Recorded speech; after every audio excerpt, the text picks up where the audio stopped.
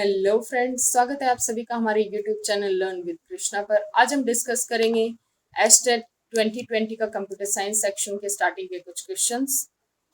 चलते हैं हमारे पहले क्वेश्चन पर, जिनमें कि हमें कॉलम वन से कॉलम टू को मैच करना है। हमारा first option here is ribbon. Ribbon क्या होता है? जो कि माइक्रोसॉफ्ट ऑफिस में ऊपर एक डायलॉग बॉक्स अपीयर होता है, इसको रिबन कहा जाता है। इसमें हमारे पास वेरियस ऑप्शंस होते हैं, new slides, presentation, animation, slide show, ये सब क्रिएट करने के लिए या फिर एडिटिंग के लिए। सो here our ribbon will be ribbon tool view that opens a dialog box. Okay.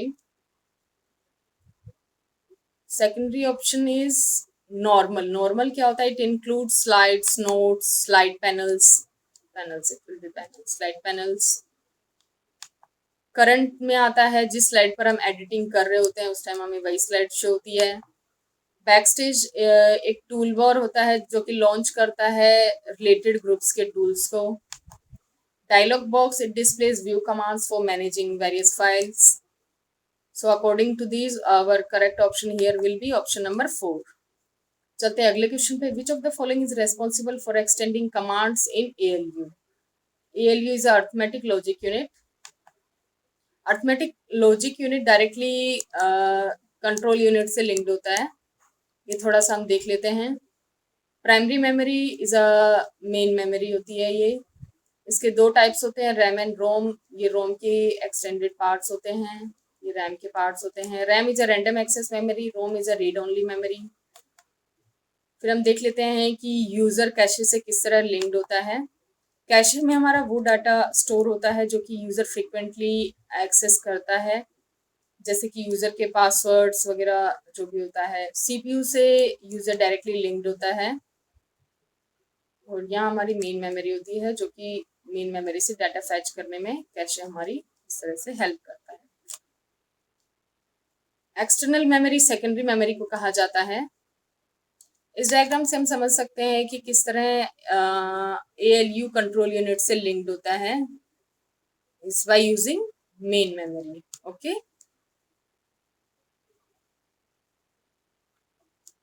So here our correct answer will be control unit. अगले क्वेश्चन पे चलते हैं। Solitary purpose of not gate is which of the following? Not gate क्या करता है? ये हमारे input को इन्वर्ट करता है। जैसे कि हमारा यहाँ पर इनपुट था A, so here our output will be invert of A। इसे इस तरह से प्रेजेंट किया जाता है। ये डॉट साइन आगे लगता है and it's a triangle with a dot sign. Okay, so here our correct answer will be option number 2, that is invert the input signal. चलते हैं अगले क्वेश्चन पर। What is alternate name for the white box testing? White box testing क्या होती है? जिसमें कि यूजर सॉफ्टवेयर के इंटरनल स्ट्रक्चर, डाटा स्ट्रक्चर, उसके डिजाइनिंग, कोडिंग को टेस्ट करता है। ब्लैक बॉक्स टेस्टिंग में सॉफ्टवेयर की फंक्शनैलिटी को टेस्ट किया जाता है। व्हाइट बॉक्स टेस्टिंग को clear box testing, structural testing इस टाइप से होता है। So here our correct answer will be option 3, that is glass box testing. Which key combination is pressed simultaneously to minimize all the currently open windows on the desktop? इसका answer हो जाएगा Windows की plus M। चलते हैं हमारे अगले question पे। In context of operating system file management function, what is the full form of the fat? ये डायरेक्ट ऑपरेटिंग सिस्टम का क्वेश्चन है। ऑपरेटिंग सिस्टम का ही क्वेश्चन है, फाइल एलोकेशन वाले चैप्टर से है। Fat is a file allocation table, file allocation table. Okay, fat option 2। चलते हैं हमारे अगले क्वेश्चन पे। Which of the following is not a valid deadlock prevention scheme? इसके लिए हम पहले देख लेते हैं कि डेडलॉक क्या होता है। जब एक से ज्यादा प्रोसेस एक सिंगल रिसोर्स के लिए रिक्वेस्ट इनिशिएट कर रहे हो तो उस टाइम डेडलॉक क्रिएट हो जाता है। सो हमसे यहाँ पूछा गया है कि किस सिचुएशन में डेडलॉक क्रिएट होगा। ओके, ये पूछा गया हमसे। ठीक है, तो देख लेते हैं। Deadlock can be prevented by using these options like, इसके कुछ 4 ही टाइप्स होते हैं ये। Mutual exclusion, hold and wait, no preemption and circular wait. इसके ऑप्शंस को थोड़ा समझ लेते हैं. That is release all the resources before requesting a new resource. This one is right. Number of resources uniquely and never request a lower number resource than the last one. This one is also right. Never request a resource after releasing any resource. ये वाला wrong हो जाएगा हमारा यहाँ पे. Request and all required resources are allocated before the execution. This one is also right. So here our correct answer will be option 3. चलते हैं हमारे अगले क्वेश्चन पर. इन MS Word which की combination is used to make the selected characters superscripted. ये superscript और subscript का क्वेश्चन लगभग हर बार ही आता है हमारा. सुपरस्क्रिप्ट के लिए होता है control plus shift plus addition, ये डिफरेंट है. ओके. सबस्क्रिप्ट के लिए होता है कंट्रोल प्लस इक्वल टू. ये बहुत इंपॉर्टेंट क्वेश्चन है हर बार के लिए. सो यहाँ पर हमारा करेक्ट आंसर हो जाएगा नन ऑफ दीज. इन ऑप्शंस में कुछ भी नहीं है. चलते हैं हमारे अगले क्वेश्चन पे. Which of the following is not covered by the critical philosophies of the software engineering. Software engineering में सॉफ्टवेयर सिक्योरिटी भी होता है, सॉफ्टवेयर का रीयूज भी होता है, प्रोसेसेस नहीं होते हैं, सॉफ्टवेयर का वैलिडेशन भी होता है. So here our correct answer will be option number 3. In C program variable can not start with alphabet, number, special symbol other than underscore, number and a special symbol other than underscore. हम थोड़े से rules को देख लेते हैं for defining variables. That is a variable can have alphabet, digits and then underscore. Okay. Variable name can start with alphabet and underscore only. Okay. Digit से start नहीं हो सकता ये. No white spaces are allowed, no blank spaces. इस type से आप space नहीं दे सकते बीच में.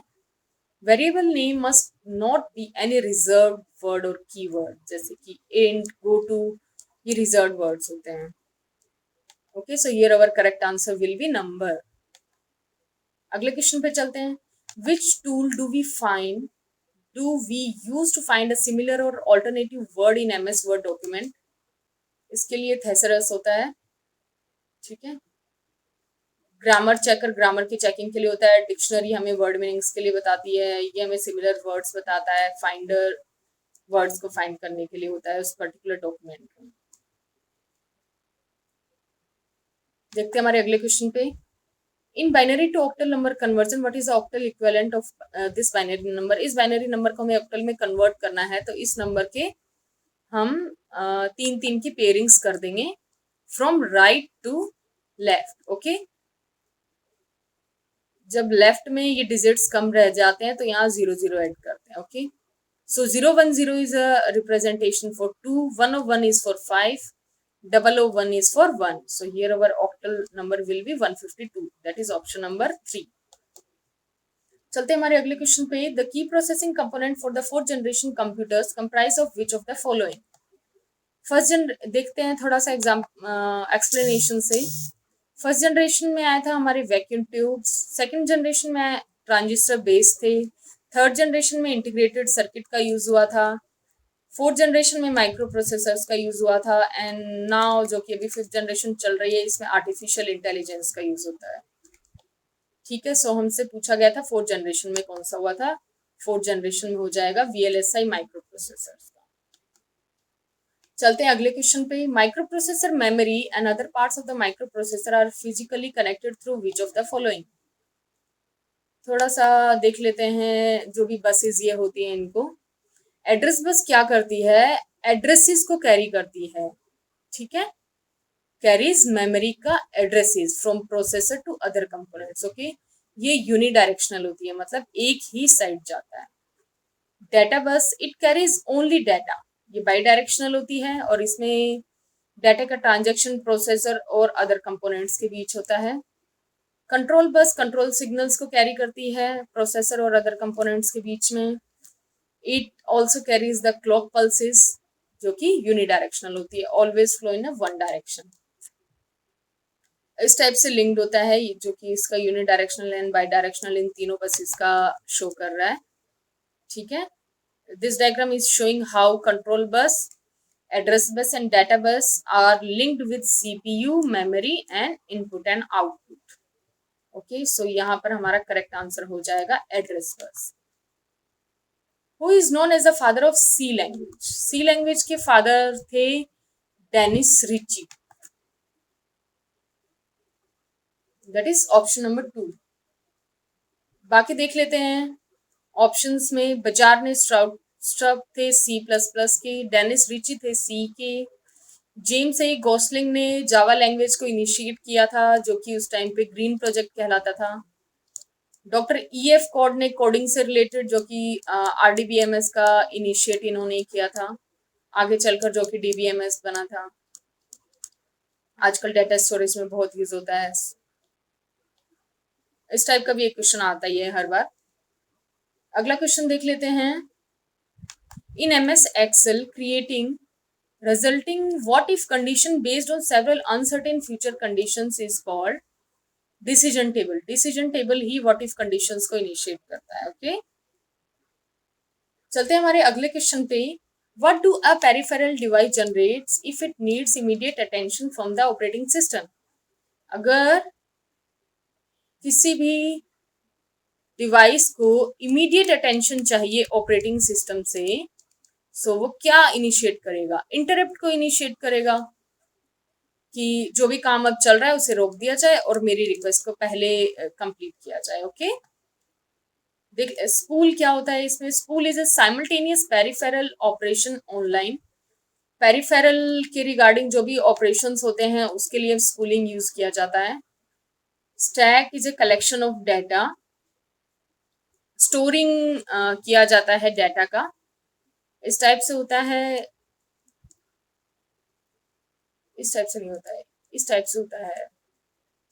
सो लास्ट इन फर्स्ट आउट होता है स्टैक में। ओके, पेज फाइल एक स्टोरेज के लिए होता है ये, ठीक है। So here our correct answer will be option 1। अगले क्वेश्चन पे चलते हैं। In process swapping in operating system what is the residing location of swap space? Swapping कहाँ किया जाता है? पहले हम देख लेते हैं स्वैपिंग होता क्या है। ठीक है, स्वैपिंग होता है एक स्वैपिंग, पहले तो देख लीजिए कि एक मेमोरी मैनेजमेंट की टेक्निक है। ये क्वेश्चन ऑपरेटिंग सिस्टम से रिलेटेड है, ऑपरेटिंग सिस्टम से काफी क्वेश्चंस आ रहे हैं, बहुत इंपॉर्टेंट टॉपिक है ये। So swapping is a process of memory management scheme जिसमें कि प्रोसेसेस को डिस्क से या फिर मेन मेमोरी से जब भी उसकी जरूरत होती है उस पर्टिकुलर प्रोसेस की, उसे स्वैप इन किया जाता है, और जब उसकी जरूरत नहीं होती है या उसका काम हो चुका होता है तो उसे स्वैप आउट किया जाता है वापस बैकिंग स्टोर में। ओके, ठीक है, हो गया। सो यहाँ पे हमसे पूछा गया था in process swapping which is residing location. So processes को कहाँ स्टोर किया जाता है? डिस्क में। So here our answer will be option 2। चलते हैं हमारे अगले क्वेश्चन पे। If all the inputs of the NAND gate are connected together then the sequential circuit will be, कि NAND गेट के सर्किट्स को कनेक्ट कर दिया जाता है इस टाइप से, सॉरी इस टाइप से, तो क्या हमारा आउटपुट बनेगा? ओके, सो यहाँ पर हमारा आउटपुट बनेगा नॉट गेट। ठीक है, देखते हैं इसको थोड़ा सा समझ लेते हैं। पहले तो देखते हैं कि NAND गेट क्या होता है। That is not of and gate. ये होता है हमारा एंड गेट और इसके आगे नोट लग जाता है, then it will be our not gate, NAND gate, sorry. So NAND gate is a universal gate and it can be used for creating any basic gates, that is OR and NOR gates. Okay, so NAND gate को इस type से connect करने पे हमारा बन जाएगा note gate. अगला question देख लेते हैं। Which key combinations shall insert a new slide in the current presentation in the MS PowerPoint? MS PowerPoint में नई स्लाइड ऐड करने के लिए, नई प्रेजेंटेशन ऐड करने के लिए Ctrl+N का यूज किया जाता है। Ctrl+M एक न्यू स्लाइड को ऐड करता है, Ctrl+N एक नई प्रेजेंटेशन को ऐड करता है। ओके, Ctrl+M एक नई स्लाइड को ऐड करता है, Ctrl+S जो भी हमने प्रेजेंटेशन बनाई है उसको सेव करता है। So here our correct answer will be option number 2। Okay, that's all for today, thank you.